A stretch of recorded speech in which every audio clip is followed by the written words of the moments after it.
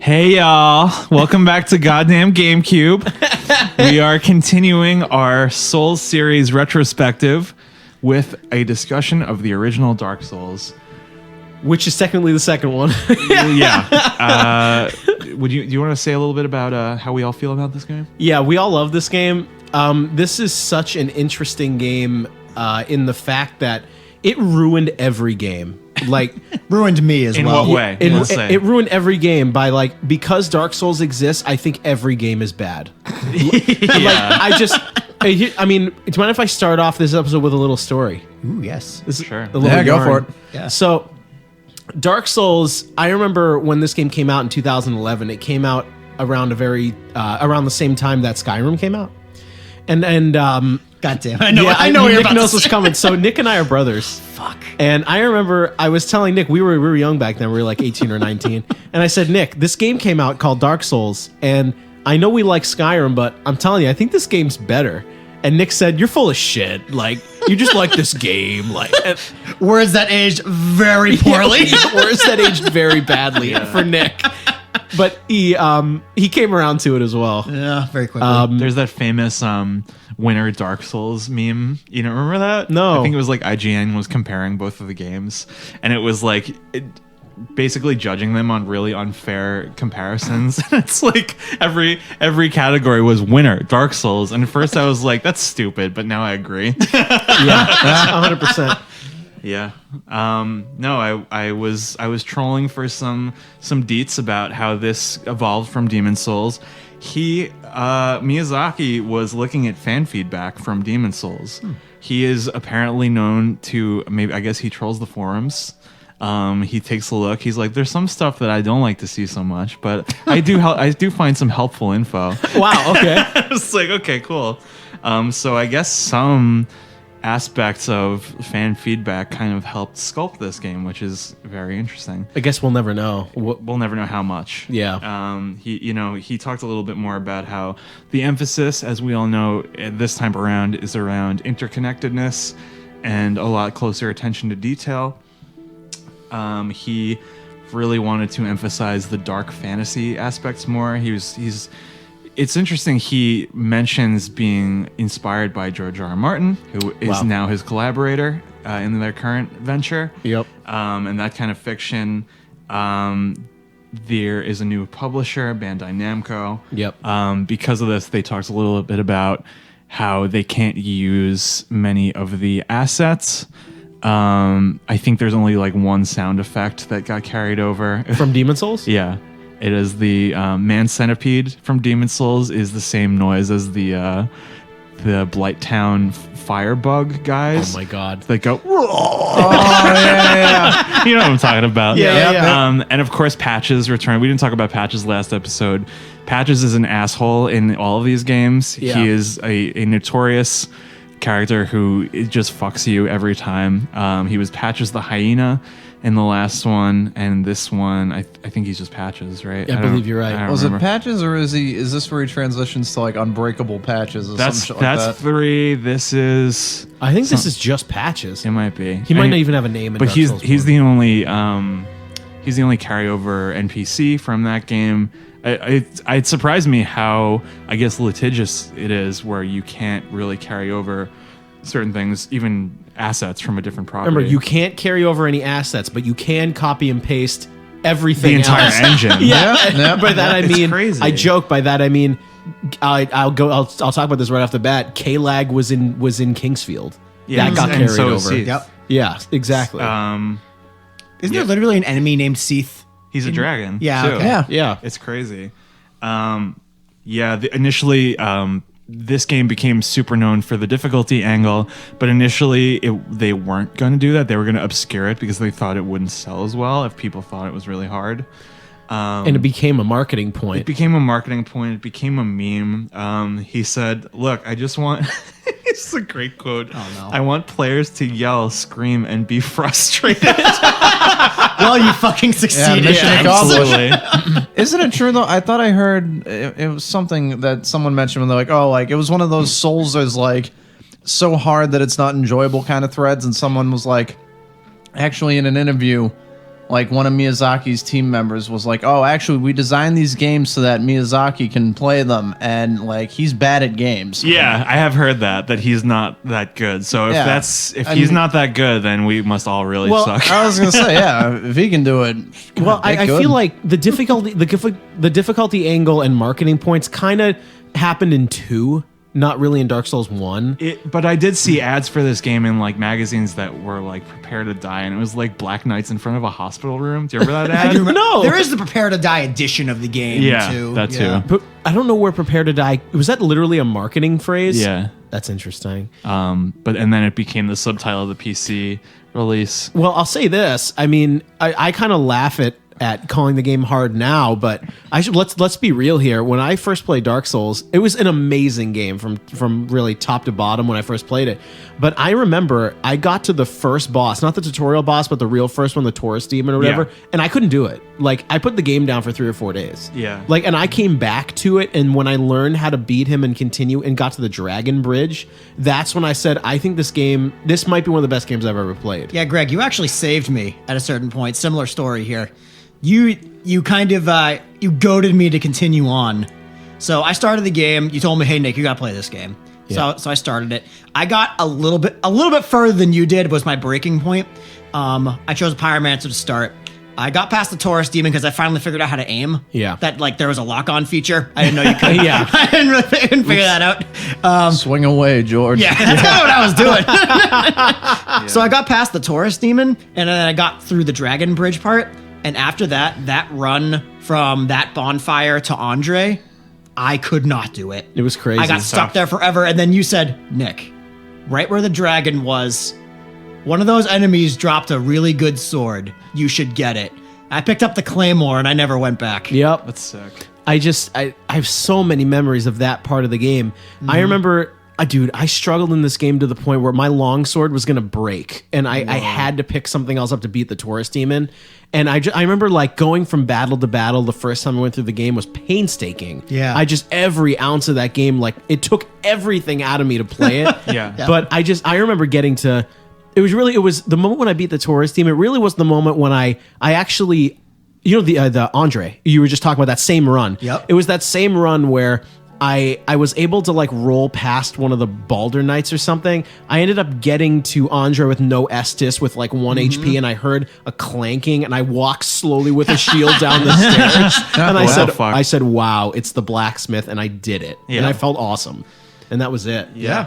Well, a new ability that they give you in this game that wasn't in Demon Souls that makes those earlier bosses that much easier is the Plunging Attack. Yeah. And The best move in the game. it really, like, when you land one of those, it's like when you jump off, you press attack and you plunge your sword into their head or whatever.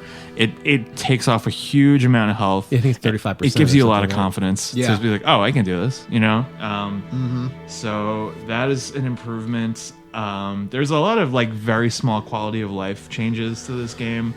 The bonfires are the new checkpoint system. That you can't warp between them, which is the best aspect of this game. Can I say I love and hate that?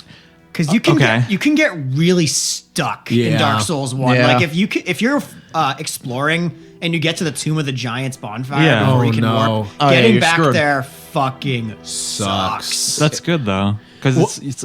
I think it might have made a lot of people quit. But when you get to that part of the game, you can warp. Because No, you what- can what catacombs in the tomb. You Well, can do early. yeah, true. What I think what Nick I can expand on that a little. Dark Souls did a very good job of giving you visual cues of where to go and what to do without telling you. But if you like took a drink of your Coke or whatever when that was happening and you accidentally went to the catacombs and not the Undead Burg, game is fucking impossible. If you've never played it before, you can Yeah. get screwed. Like you go all the way through the catacombs at level 1 and you can't get out. Like I had a friend like 7 or 8 years ago tell me he quit because the catacombs are too hard.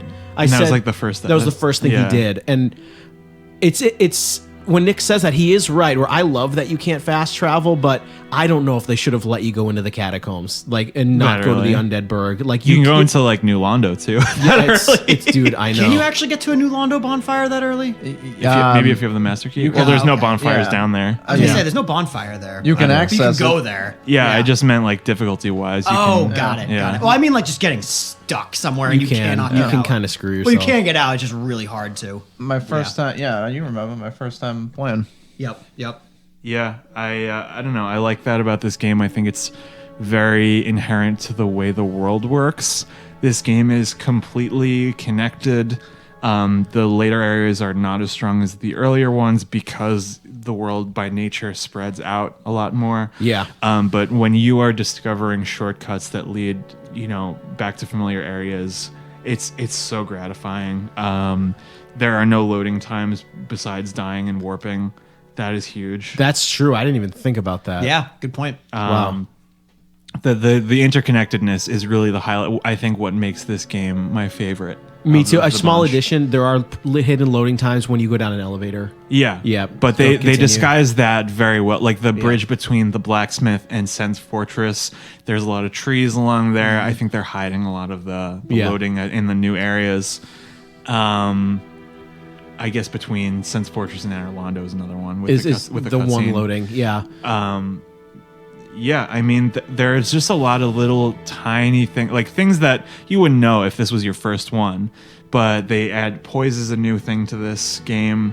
Do you want to describe that a little bit? Yeah, Poise. So if you wear heavier armor and bulkier armor, you can withstand an attack and not get interrupted. Yeah. Example: you go to swing at an enemy, they hit you first, you don't stop. Yeah. If you have high enough poise, you'll swing through, Or get staggered if they, or get toppled, knocked over, that sort of Exactly. thing. I didn't realize that was new to this game too. Yeah, that's that was, good. That was this game. It's pretty awesome. It allows some different play styles too. If you didn't want to be a rolly, dodgy guy, my first character was a fat rolling motherfucker who just relied on poise to get through things. Wasn't And that everyone's first character? Yeah, Let me probably. just go for purely for defensive Yeah, stats and it worked. and hide. It worked because the of whole poise. game. Yeah. And my roommate was like, dude, you're going to die if you get hit, so you may as well not get hit. So that's when I That's true. started He's rolling. also right. That's yeah. also like a Yeah. pro. Also a valid strategy. Yeah. No, that's new. There's a lot more upgrades in this game, a lot more expansive ways to upgrade. You said upgrade your armor. Just a lot of interesting ways you can diversify your character. The pyromancy is a whole new angle. It's like its own branch of magic. It's totally disparate. Pyromancy. Can we say how overpowered pyromancy is in Dark Souls 1? Oh yeah, it's Because it doesn't pretty require OP. It intelligence. doesn't require anything. You Yeah. just souls. And it gets pretty ridiculous. Yeah, Yeah. and everyone can get the flame. Yep. So Yeah. that's Exactly. pretty crazy. Yeah. I mean, I want to say this too. I really love all the little characters that you find that can join Firelink Shrine. Oh, The yeah. pyromancy teacher, the different magic teachers, all the quests that bring everybody there. And what's becomes its own little town. Yeah, Yeah, and what's yeah. great about it is that they don't stick around. Like they have their own like quests that they're Yeah, on. Like some of you'll them see- move. You'll run into them later. They don't just hang out there forever. Right. That's really cool. Firelink Shrine is the hub of this game that you reach fairly early, and it is a great representation of the atmosphere of this game. It is very like the music, the visual style. It's just this little ruin, and everyone is fucking miserable. Yeah. So I think this game does that better than all the other ones, where you're very oppressed at the beginning. Yeah, I do want to say like this is probably the best hub area because you don't realize it's one until the world starts circling back on itself. I remember with my first time through this, when you get all the way up to the church and you take an elevator down. Of course, the whole time I'm hiding behind the shield because I don't know what's going to happen. Yeah. And I look out and I'm like, wait, I'm back at the Firelink Shrine. This game is awesome. Yeah. So fucking absolutely. cool. Yeah, it's just a great idea. They have the Crestfallen Warrior is the first guy you meet in the game. He is just a miserable asshole who tells you can't do it, and it's really Thanks, great Dad. exactly. You know, but he's a great example of like someone who gave up on the game. And he like the more you progress, it's like, well, you rang the first bell of awakening. There's no way you're gonna ring the second one, and that when you do, that's when he becomes hostile. Yep. It's like, so this guy is just like a really like he's the ultimate cynic. Yeah. It's just like really interesting. I will say this though, I believe there are only a few points in the game where you're actually told where to go and what to do. Like when you're in the dungeon in the first part of the game, in the tutorial, The Undead Asylum. yeah, you're told to flee the Undead Asylum. Yeah, and you do. We should probably talk about that. That you are in a prison and you're rescued by this guy named Oscar. I love Oscar. He's a knight. Can I borrow $50? Yeah. You keep the Estes. You find him a little bit later when he sends you a key that lets you out of your cell. You find him a little bit later, and he has been badly beaten by the area boss. They send him through the roof. Is a nice little detail. Yep. But he says, "Listen, you gotta go on this quest." Yep. And because he freed you from your cell, you feel even the if need you, to help him. Yeah, even if you don't care. That's so. you know. No, what I'm saying, Like, I all think right. what's really important in Dark Souls is they do a lot of very subtle things to make you feel like you're making the right decision. Exactly. Where if you pay enough attention, Oscar's the one who broke you out of prison. So when he asks you to help him, you're gonna say yes. Yeah.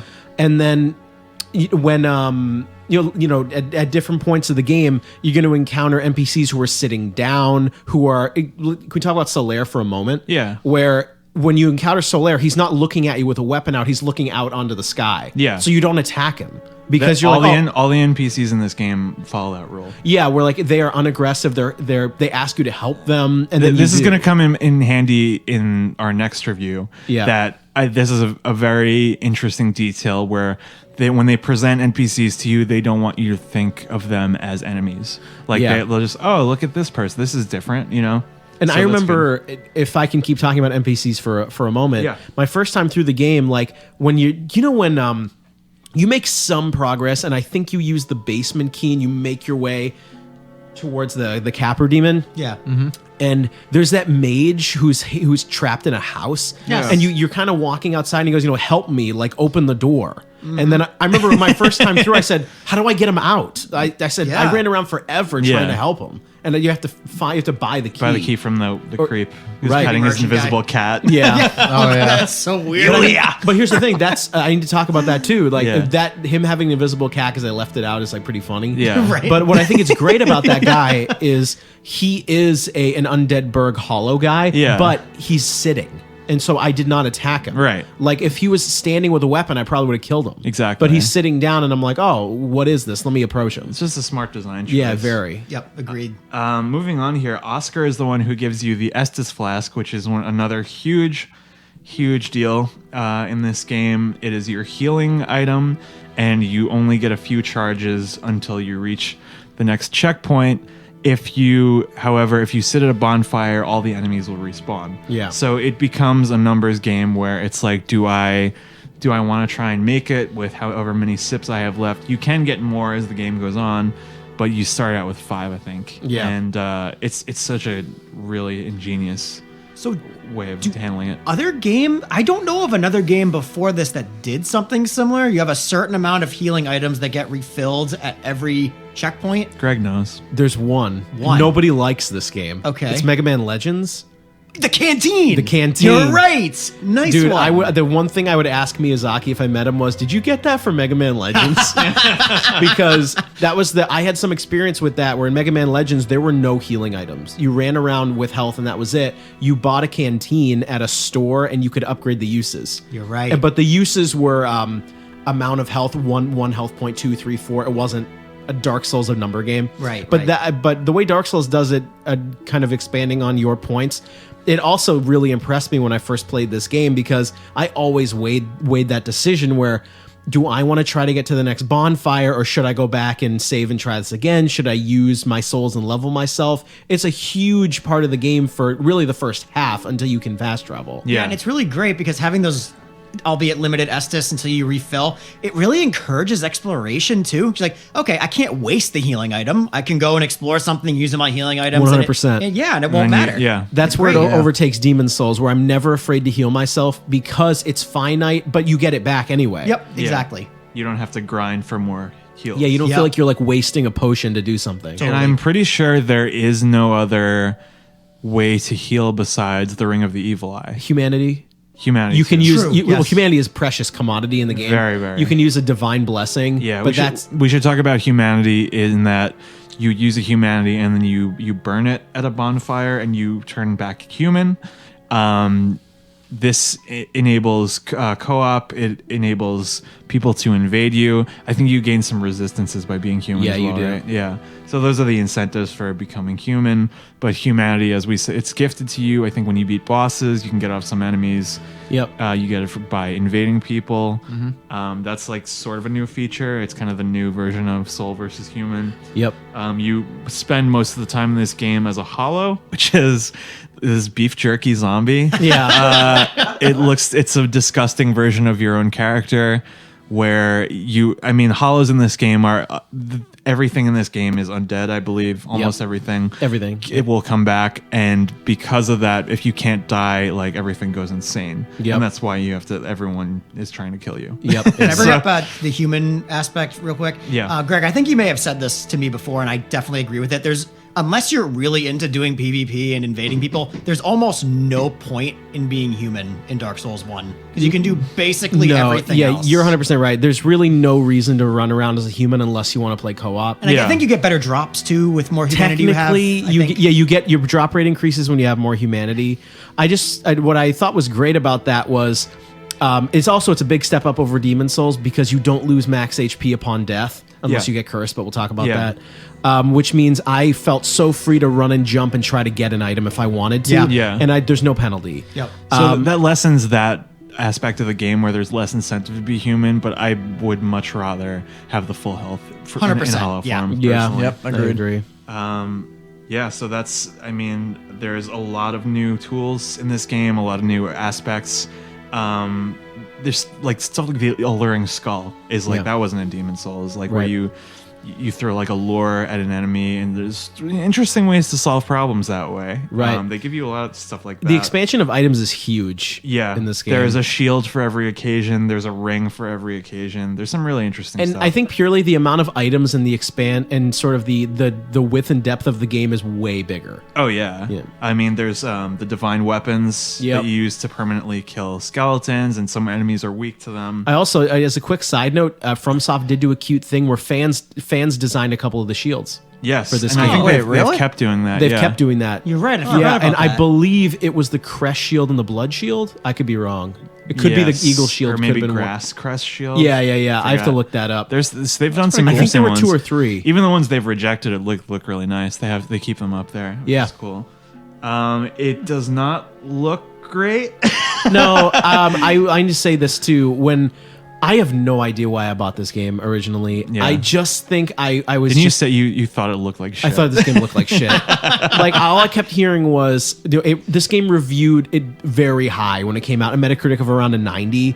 And at the time, I loved Oblivion, I love that stuff. So I said, everyone loves this. I looked up gameplay. I said, this game looks fucking bad. Like it looks really boring. Yeah. It looks terrible, and not that it looks terrible to play, but on a graphic fidelity level, I was like, this game does not look good. Yeah. And so I said, whatever. I bought it. Yeah. And then you really start to learn that the art direction is great, but on a technical level, it's behind. Right. I think that's a good point, because it's something I said about Demon Souls as well, is that the art direction really stands out. Like, I was thinking about all the NPCs you were talking about. They all look so iconic. Right. Like Solaire is like instantly recognizable. Yep. Siegmeyer and his little mushroom outfit, I his love onion him. outfit. His onion outfit. Is incredible. And Lotrick in the gold. Oh, that stuff. It's all like just very, especially compared to another game we're going to talk about. I think a lot of these armor sets really stand out. Like even the nothing characters, like Maneater Mildred is like a naked lady wearing like a sack on her head. Oh yeah, that's right. Swinging a butcher knife. Yeah. That's memorable. And Kirk, he's just an invader. Spiky boy. And he looks awesome. So I think the art direction really sort of balances how graphically it doesn't look well. I was also going to say, when it comes to the art direction, something that I think is very important to this game are visual cues that you don't know you're being given. Yeah. Ready? Where at the beginning of the game, I said this before, the camera sort of motions you to go up the cliff to the church. Yeah. What I love about Dark Souls, it really has one of these flavors of, I can see it in the distance, you're going to eventually go there. Right. Like, when you come over the cliff to Anor Londo, you see the whole church off in the distance. You're going to go there. And it doesn't point you down at the catacombs to go there first. But what I mean is you're given glimpses of stuff in the background. And like, maybe I'll check that out. Right. And you do end up being able to go Right. there, which is awesome. Yeah, that is a great point. The storytelling is very much the same, where you're sort of just given vague platitudes. There's a little bit more going on behind the scenes in this one, which I think is really interesting, but most of it is handled behind the scenes with the item descriptions and really like grilling NPCs until they give up a little bit more. Yeah. The music in this game is spectacular. It is very varied, very memorable. I think something these first couple games have that the later ones don't so much is more variation in the intensity. And this is I've been doing some research for minor research for other podcasts where a lot of these series fall into the same traps where the music is always on. And in these earlier Souls games, you have tracks like Sif's theme where it's sad and it's slow and it's like it's a little bit more variation. It doesn't always have to be like Ornstein and Smaug's like super intense big shit. symphonic. There's a lot of different like Nito's theme is really like it's all memorable. It's all like thematically like Pinwheel even like as dumb of a boss fight as it is, it's just like devious little fucker music as he's like working on his little bone altar. It tells like, its own story. They definitely like fit the music to the boss basically. And I think like going beyond sound just for a moment, what really stood out to me about this game right away, because we really have to go back about 10 years because we're recording this in 2020. Yes. What really impressed me about this game and this franchise is how much weight there is to every action you commit. You can't back out of an animation. Right. If you swing your sword, you're committed to it. Yeah. And also when you like have a claymore or the Zweihander and you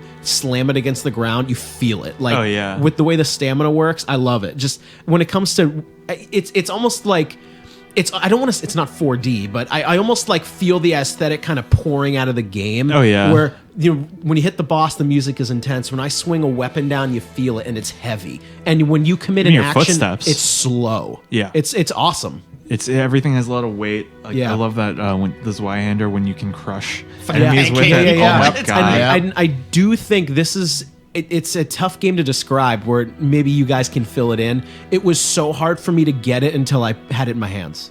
I looked at gameplay, I hated it. And I didn't understand it until you really get it in your hands and feel it. You play it for a little while. Yeah. I looked at the cover art and I thought it was something I'd play on like Windows 98. Yeah, the cover art is like really generic looking. That could be a publisher choice. Oh yeah, I mean, but it's not even, it's not exclusive to this game. It's just it's funny how it's like it's a lot of the times in the Metal Gear games or Death Stranding they pick the most generic looking like here's a close up shot of the hero. There was a lot of just to sell controversy it. about BioShock Infinite too. Right? In that way. So that's those are the a lot of the big new changes that they have. So I want to get into kind of pound for pound the game a little bit here. We talked a little bit about the intro. The opening cutscene is spectacular. Yeah. It, in terms of telling you what you need to know, it introduces all the people who are important to the history, the characters, the lore. Here's what happened. Here's where you fit in. It's incomparable to even some of the other ones. I think it is a really spectacular opening cutscene.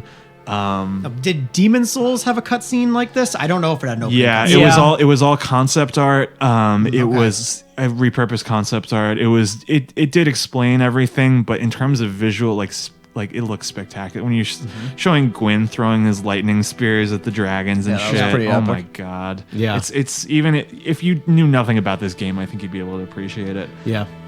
The nonlinear world design it's really insane. Like so many bosses can be your first boss. Yeah, I for the sake of research for this episode, I spun through Dark Souls again, and I purposely played every area, and I did not skip anything. And what was amazing to me is you can really mess with this game if you have an item called the Master Key, where you can do so many areas out of order. And what was so strange to me was when I was thinking about this, I think I was off mic, I was talking to you guys, where I said, did they intend the thief to be very hard to play, so they gave you a Master Key? But it doesn't. The game isn't really balanced that way. But what I think is incredible is just when I played this game, I called it playing it straight up. or I didn't mess with the order. I kind of played it as intended. Yeah. All the little keys and subtleties and what they the path they put you on without telling you is incredible. Yeah.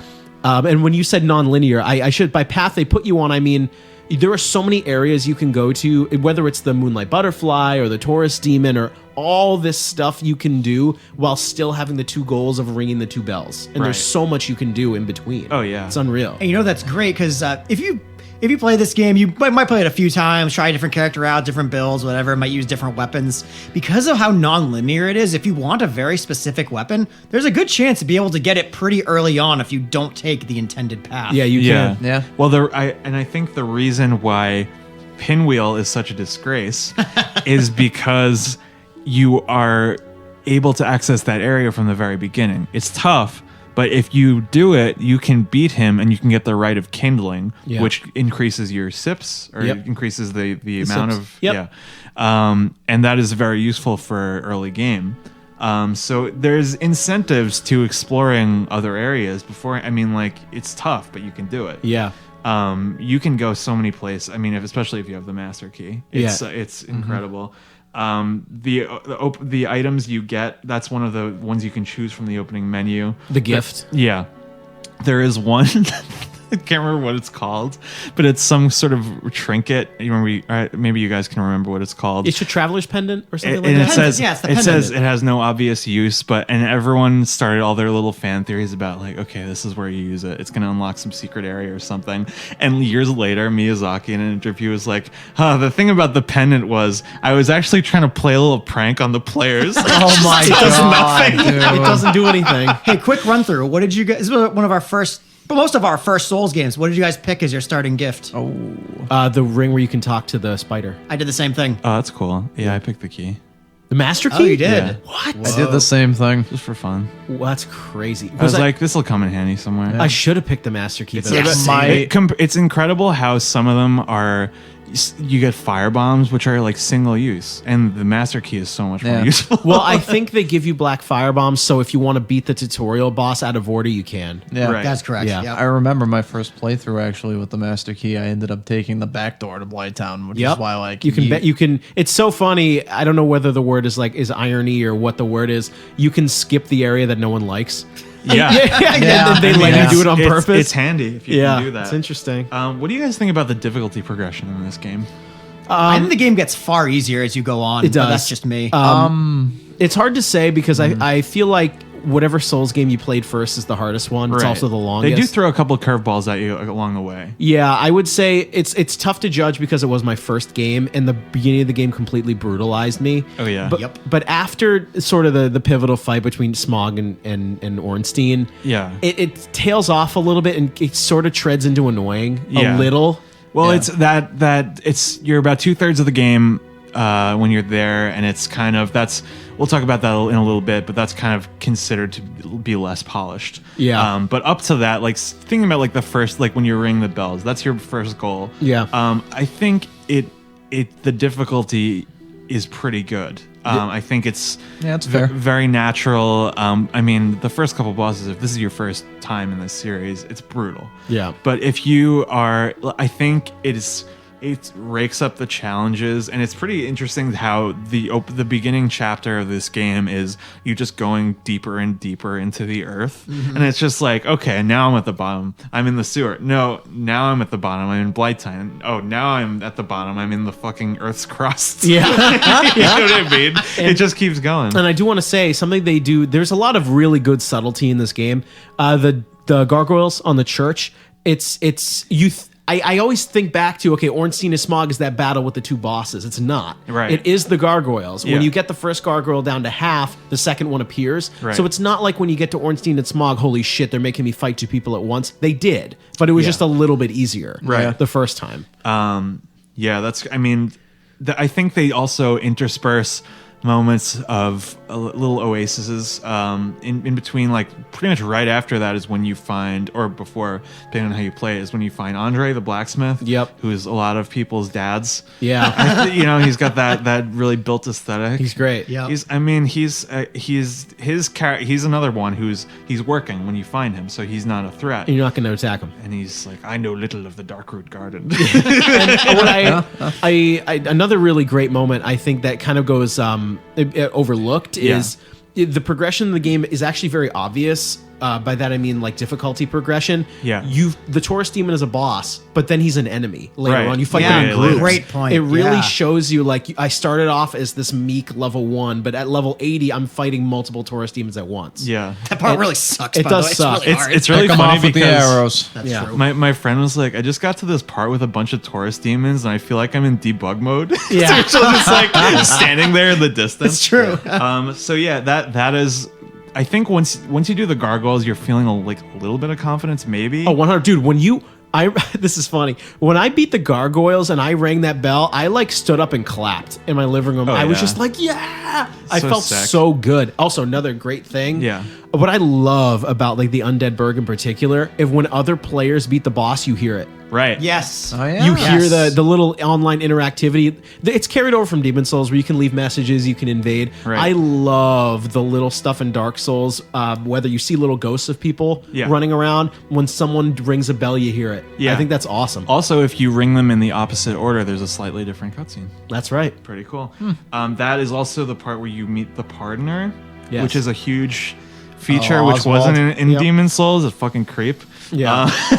If you attack an NPC, you can meet with him and pay some kind of fee. Yeah. he'll sort it out. He'll smooth He'll things just out. sort it out. Yeah. It's a nice feature. I didn't even notice him for my first 2 playthroughs. I just ran by him. I didn't even see him. Just stand there Yep, with the T-posing. Yeah. The iconic gesture. Yeah. Oh, Well, yeah. what is it? Well, what is it? I mean, before we go on to the next topic, something I do want to talk about when it comes to difficulty, we should be careful because Dark Souls was patched many times. Right. We haven't talked about getting cursed like in Blighttown. Yes, Oh, that is a God. new thing. So the thing about this, when I played this back in 2011, if you're killed by a frog enemy, you can get cursed, Yeah. and it's like a build-up meter like poison. If it maxes out, it kills you. It brings your max HP down to 50%. Right. However, before the patch, if you kept getting cursed, you go from 50 to 25 to 12 and a half, and the game is fucking impossible. Oh, yeah. And I remember I got cursed once, and I said, "Oh my fucking god, this game! Like, what do I do?" Right. And we should also talk about this. Before the patch, not every merchant sold purging stones. Oh, You yeah. Okay. As far as I'm aware, in 2011, you had to go into what's the New Londo swim team, New Londo Ruins. So you had to go into the New Londo Ruins, find the red robe mage, and No buy way. a purging stone from him. That's You ridiculous. could not buy it from Oswald, and you could not buy it from the sewer The hag. lady. Oh, I wasn't asking. Wow. So, Greg, I have a question for Yes. you about the pre-patched ones. So, I never got cursed in the early versions of the game. In the later versions of it, if you get cursed, you get a message after you die that says you have been cursed. Seek out a purging stone to reverse it. It's so interesting. The Crestfallen Warrior actually will look at you and say he gives you a hint that you can find a cure in the New Londo swim team. Can I say one thing about Yeah. being cursed? It pissed me off to no end. pissed me off, in too. a later playthrough of the game, where I played through the game a couple times. There's a boss battle you have to lose. Oh no! And Yeah, I got cursed during my dying animation. Oh my Yeah. god. And I had to do the entire basement part at half health. Oh, Yeah. and Jesus. that fucking sucked. Get your purging stones, kids. get your purging That's stones for insane. sure. Anyway, that's something I really do feel like after they patched this, it did make it better. It was fucking stupid. Yeah, I feel like that maybe they didn't playtest that. Not at Who's all. gonna die to these frogs anyway? Yeah, in that part of the game is a good point to bring up is the secret areas in this game are really super rewarding. Yeah. At least I think so. When you're in Blighttown, everyone's least favorite area in the entire game, maybe the series. It's enormous. The first part is you walking along this like shanty town kind of planks and stuff. Yep. You can fall very easily. Yeah. Yep. And then as Fight you- all those monsters from the movie The Descent. Yes. You work your way down, and it is an enormous poison swamp. Which, if this is your first one, this is your first poison swamp. Yep. It's a pain in the ass. Everything sucks. Baby's first Everything poison swamp. poisons you. But if you explore, if you really take your, because that's the thing, no one's going to want to spend time in Blighttown. Yeah. But if you explore, you find the Great Hollow. Yeah. And the Great Hollow is an enormous tree that's hidden behind not one but two illusory walls. Yeah, that was really strange. And what's so strange is that it really took the players leaving messages for anyone to find that.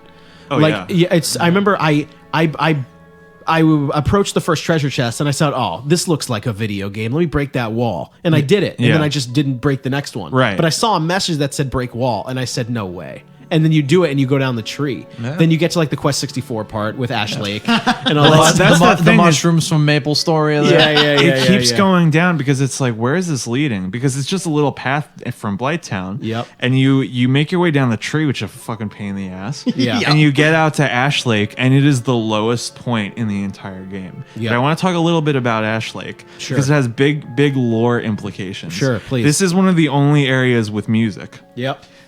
There's a lot of oohs and ahs going on in the Chanting, background. yeah. There's a Hydra down there, which is a huge pain in the ass, but you finally see what the back of a Hydra looks like, and it's disgusting. Yep. It's like a big shellfish. Yeah. But it's a very spiritual kind of area where you meet one of the last living dragons. Yep. I think that maybe they had more planned for him, but he doesn't speak. He doesn't say anything. You can enter into a covenant with him. Yep. Covenants are new to this game.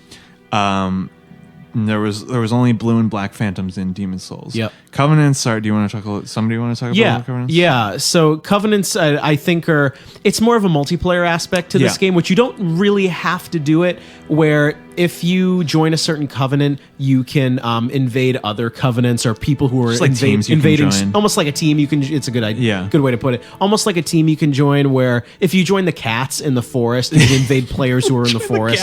Join the cats. Thinking about the movie. Yeah. Yeah. If you join the cast of cats. There's a couple cool ones. If you join this dragon one and you get the items that they seek, to level up in these covenants, you invade people and you get items that increase your rank. In this dragon one, you can turn into a dragon man.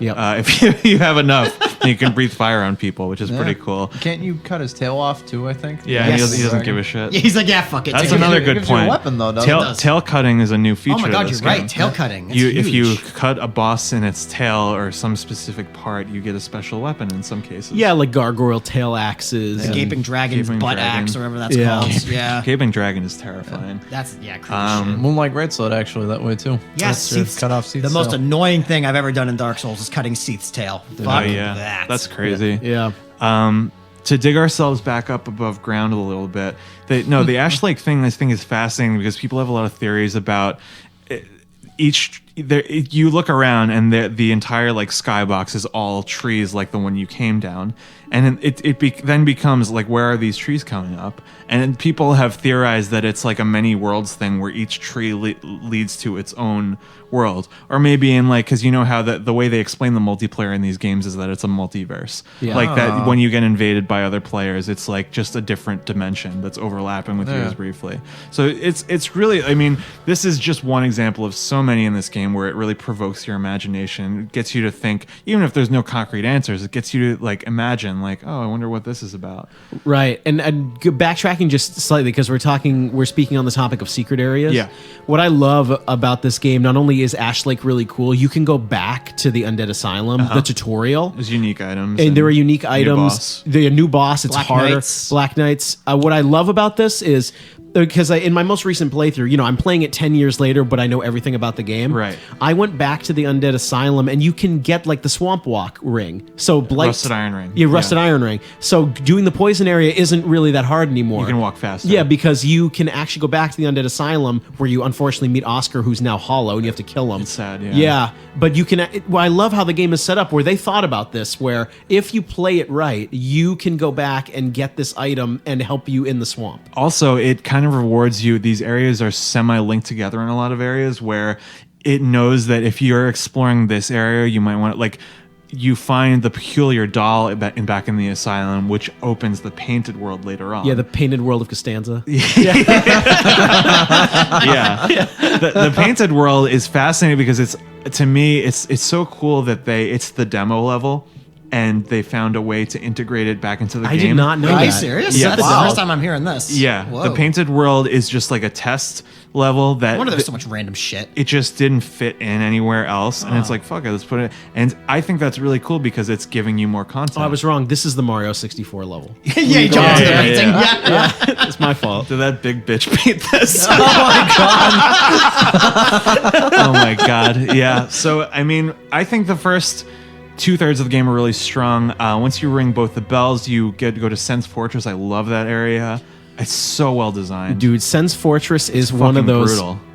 That area gives me so much anxiety when you have to walk across the tiny planks with the axes. They put all the traps in the game into one area this time. And however, I do have to. Unfortunately, I have to bring down the roof on everybody. Yeah. Sen's Fortress is repeat content. in what way? How? It is in Kingsfield. Which Kingsfield? It's in Kingsfield 4. You go through a man serpent fortress with traps. Oh, really? I'm not even kidding. That's actually That's cool. It's so I remember because I played Dark Souls, then I played Kingsfield, and I'm like, I have to go into the man serpent fortress. God damn it! Not again. Dark Souls is just Miyazaki goes, I need to do it better. Let's do it better. It reminded me a lot of the Spirit Temple from Zelda, actually, Yeah. a little bit. Yeah. Did we ever find out the lore implication behind Sen's Fortress? I feel like it was just like a just a entry test, to right? Anor Londo, basically. It was like to I don't know. I think you could do it like a more cost-effective like challenge. It's a lot of employee And training here. what I think is really funny about Sen's Fortress is like rescuing Big Hat. And Oh yeah, Oh, and he's yeah. like, yeah, thanks. I could have fucking got out of here myself. He's really patronizing. When I Yeah. talk to him. Big Hat. I do have to say one bad thing about Sen's Fortress. Well, there's a lot of bad things I could say about Sen's Fortress, but one particular one. That second bonfire is really kind of obtuse to I agree. find. It's Yeah. tough. You got to roll out off the thing. I'm Yeah. going to agree with Nick because it's where Dark Souls kind of breaks its own rules. You Yeah. can't see the bonfire from anywhere. True. Which means like I wouldn't know it's there unless you happen to roll off, because the rest where the bonfire is, it's all gated off, and then you can roll off this little part where the gate is broken. But you would Yeah. never think you would to. never think to do that. They got knocked Maybe- off by one of the explosions. I was to gonna get on say, there. yeah, maybe by accident. Yeah, That is a fault of Sen's There- Fortress. Yeah, there are some good shortcuts though. Oh, the shortcuts Yeah. are pretty Yeah. sick, The actually. cage. Do you know what I actually love in Sen's Fortress? Do you remember the merchant who's an asshole? Yeah. He always go make Oh, something. the guy that's floating above the ground Yeah, to make him look taller. yeah. yeah, that's go, crazy. Go make something of yourself. Piece That's of what he shit. says to you. Yeah. Yeah, Zen's is crazy. Did I ever tell you that story? No. It's a nice little aside here. Yeah. We used to go to this Chinese place by AJ's called Jen's. Yeah. And it was amazing. And then they changed their name to Zen's, and we went there and got like food poisoning.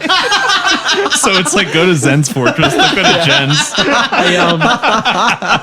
But so that is something really interesting. Is there's a little bit of cut content there. You get brought up to Anor Londo by the Gargoyles there.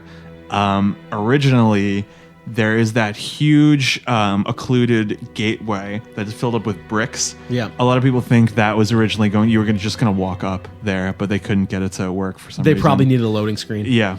That's why you do the weird thing where you touch the ring and someone grabs you and brings you So there. bizarre. Yeah. My first playthrough, I thought the ring was a glitch in my game, so I almost closed out of my game. Yep. Yeah, it Is is it the same animation as like the target like lock on Yeah, thing? it's It's the just same a bigger version yeah. of it. Yeah. I thought it was a glitch. Anor Londo is cool. I think that we'll get to this later, but there was a lot more planned for Anor Londo. There's a lot of cut.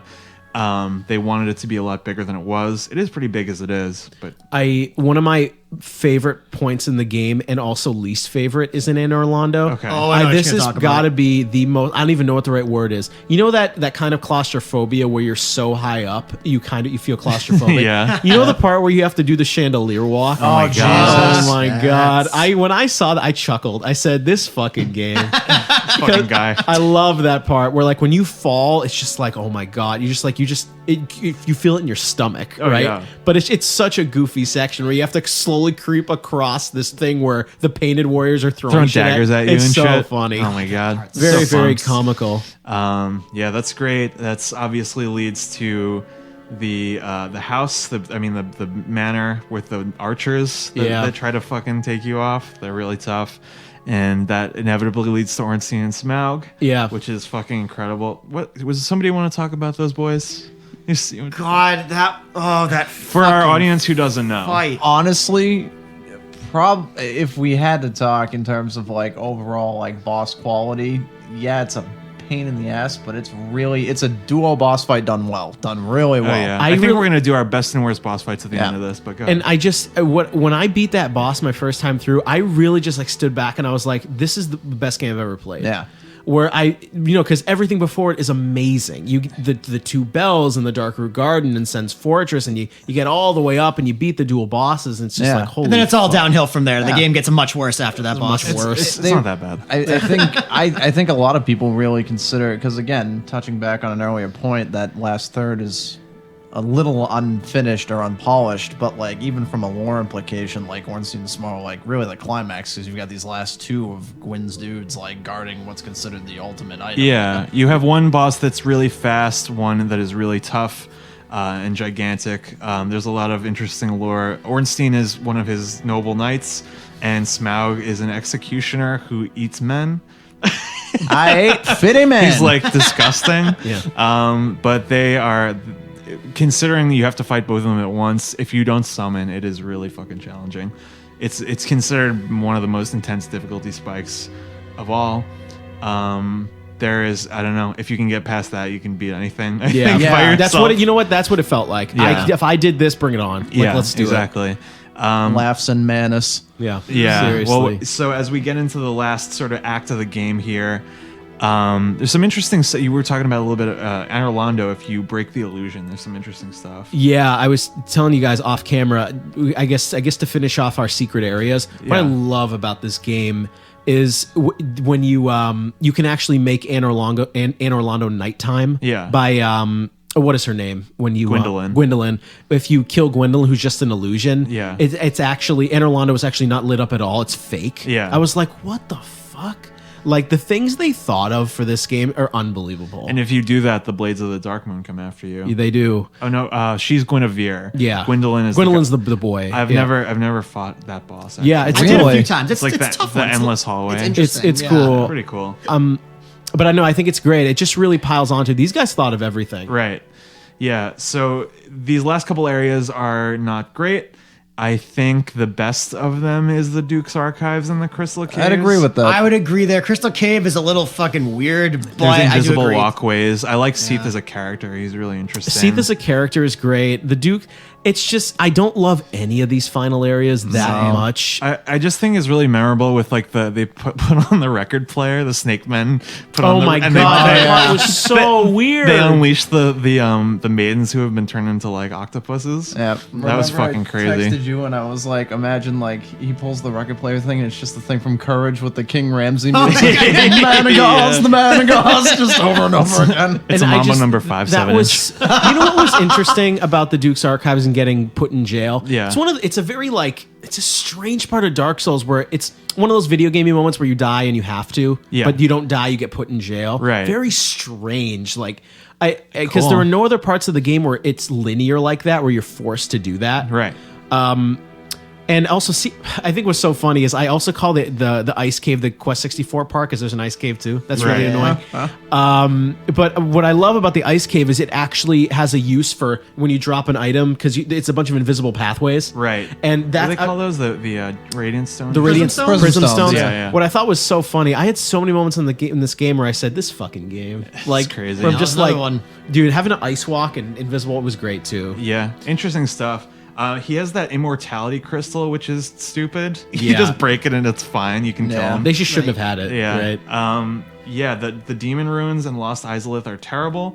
Yeah. Yeah, really. Well, fucking I will bad. say this: I don't like them at all, but I do like Solaire's story can end there. Oh, yeah, right yeah, with like yeah. the sun beetles and all that stuff. bugs. He typically dies there, right? If you don't do Yes. it right. Or if you save him, you get that thing that lights up your head. yep, that's Which right. is really cool. Yeah. The Bed of Chaos is horrible. It's Yeah. very That's That's notorious. something that's been beat to death. Yeah, it's just, I mean, that's the end of that path. It's a really terrible puzzle boss.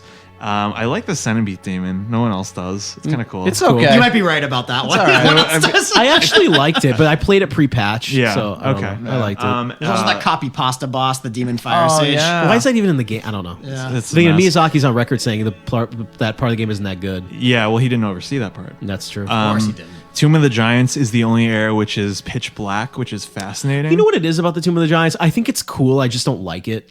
I hate the dog skeletons. Yeah, Those I guys do are a too. pain in the ass. I do think it's cool where the game makes you use the lantern to see. Patches kicks you into. It's See, kind of yeah. But the only shitty thing with the lantern is now it's taking up your shield spot. So it's like if that- you're gonna go into an area, if you go into unknown areas defensive, usually you can't do that now, and you're just Right. gonna get wrecked. Well, I mean, I think it's a good idea. I just don't like it. You can also use Cast Light as a sorcery spell instead of You can use using that. You can use a yeah. sunlight maggot. Yeah.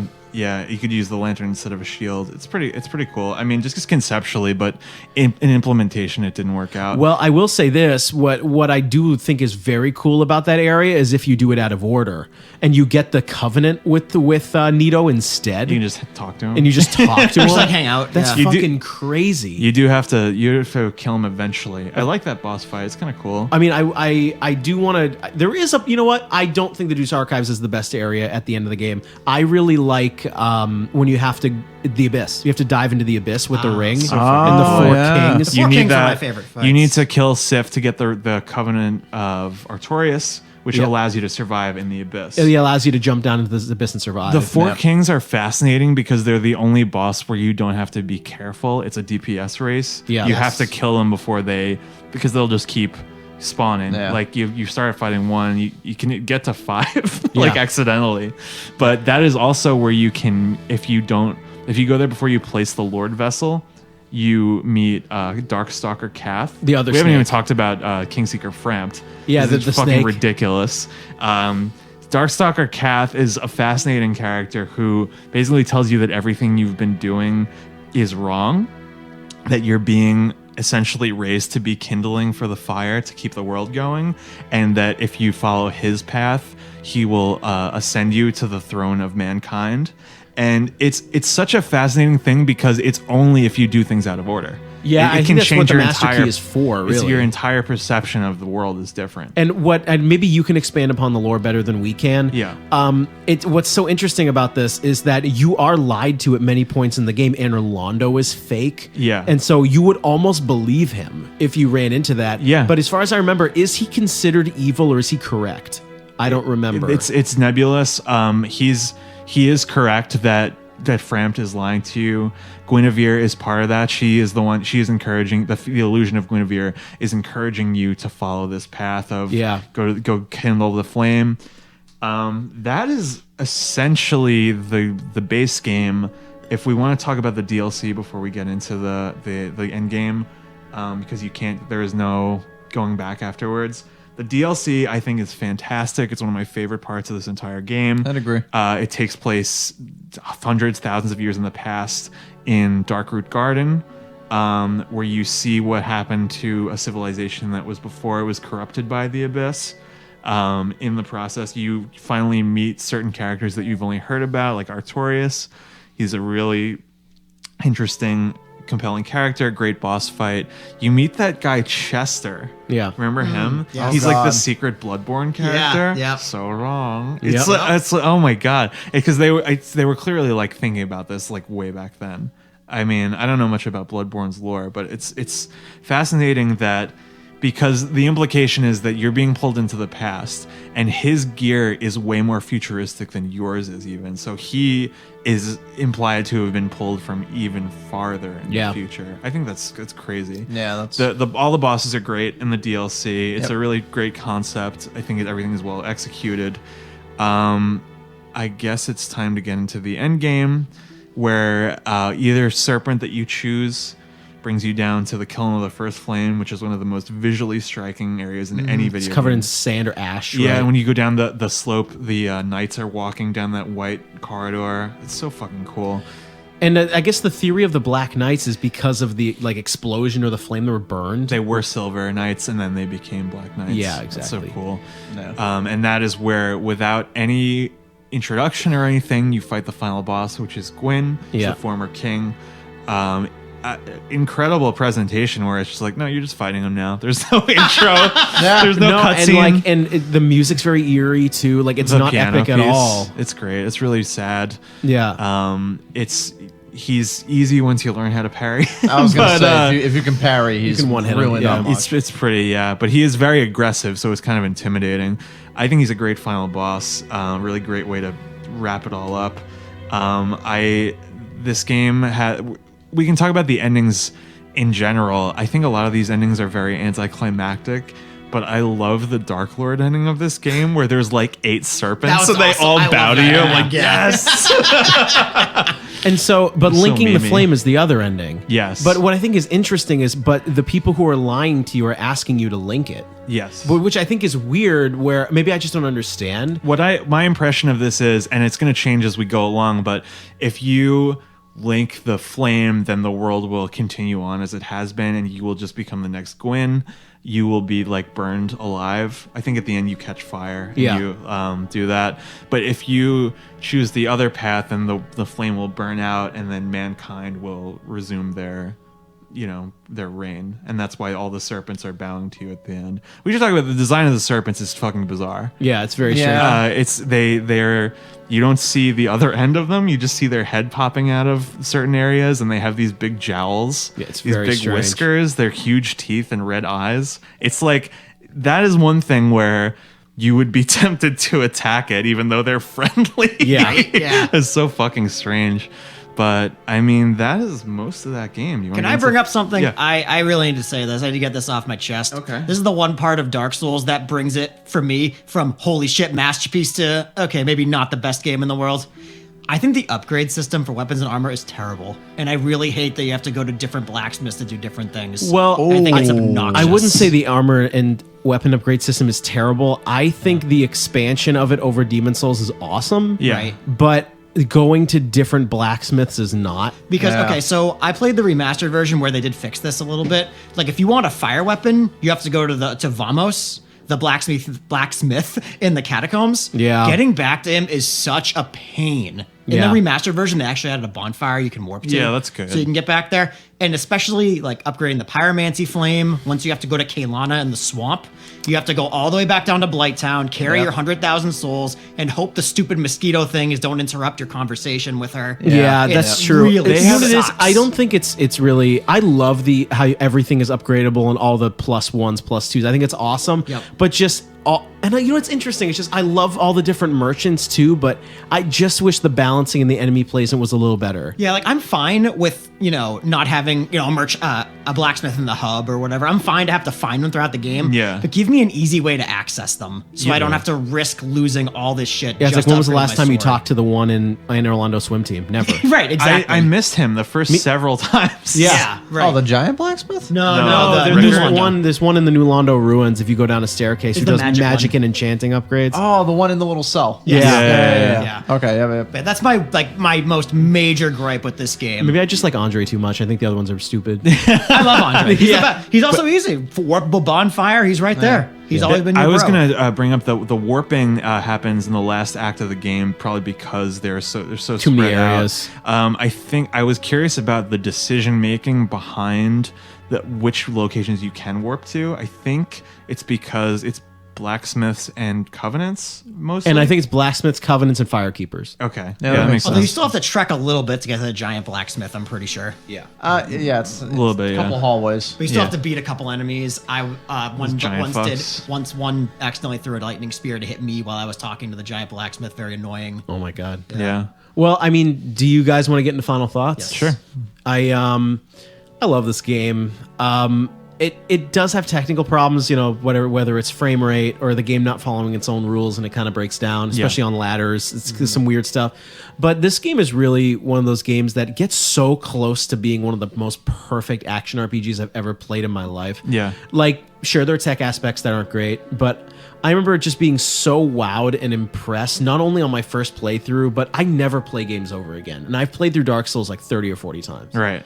It's unbelievable. All the secret areas.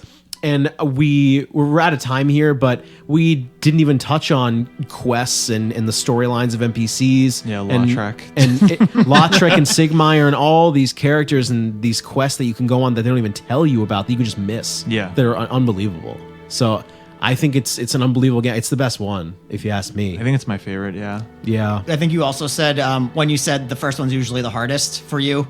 I think the first one's usually your favorite. Yeah. Dark Souls 1 is also my favorite. And was Yeah, my because first. there's a lot of copy-pasted ideas in all these games. But that's okay. It was the first one everybody experienced. They didn't know it was I copy think, pasted. I think even objectively, it's one of the most. I think it might be the superior one Because it has everything. It has the quest, it has the customization, it's got the length. What really sets it aside for me is that interconnected world and the I atmosphere. do too. I'm over the hub thing. If Miyazaki ever hears this, like, please, no Jesus more HUD Christ. stuff, no more warping. And please let us level up at Bonfires and other games. Please. Yeah, Josh, you have a final thought? I mean, overall, like you mentioned, in terms of being the most complete and the most just like thorough and enjoyable. I mean, granted, this wasn't my first in the series. Sure. But from a stance of if we're talking just strictly the 3 Souls titles, I would put this as my favorite. Yeah.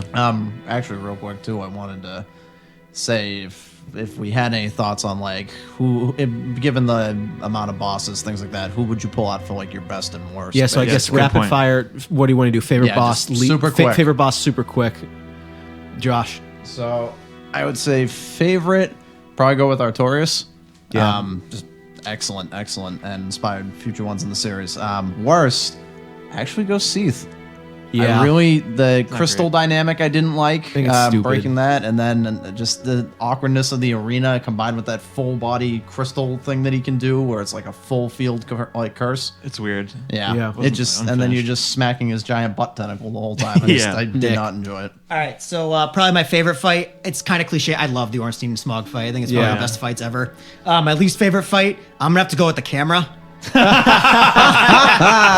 Oh no. Some difficulties. If I had to pick a real boss, I'd say the Demon Fire Sage. It's just a copy pasted Asylum Demon. super Asylum Demon with fire, magic. yeah. Beppy, you got one? You got a Yes, selection? my favorite would be Calamite the Dragon from the DLC. Really engaging. I think one time I beat it one try, which was really exhilarating. I think it has a great moveset. I think it's fantastic. My least favorite, I guess cliche-wise, Bed of Chaos. I mean, yeah. They did plan to have more, like a walking animation for it and everything, but they just didn't have time.